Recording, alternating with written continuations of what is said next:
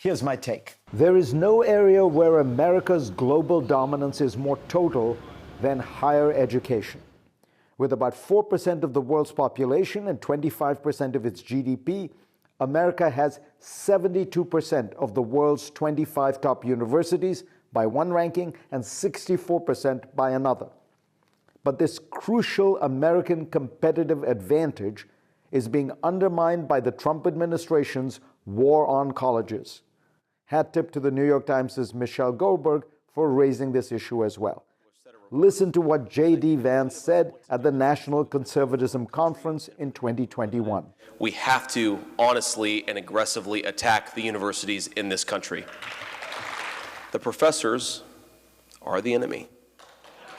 The administration has put those words into action. The most dramatic assault has been financial, a freezing or massive reduction in research grants and loans from the federal government. Some of these efforts are under court review, but the cumulative impact could be billions of dollars in cuts to basic research, much of it disrupting ongoing projects and programs. High-quality research in the United States has emerged in a unique ecosystem. The federal government provides much of the funding through high-quality institutions like the National Institutes of Health and the National Science Foundation, and private foundations and companies account for most of the rest. Professors at universities, both public and private, use these funds to conduct the research. No other country has a system that works as well.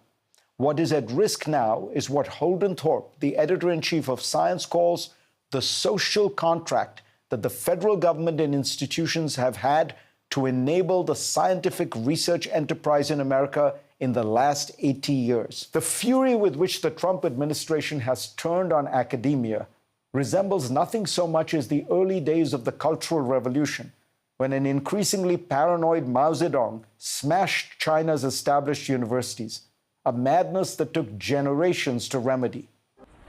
Meanwhile, in Beijing last week, the Chinese government announced its intention to massively increase its funding for research and technology so that it could lead the world in science in the 21st century.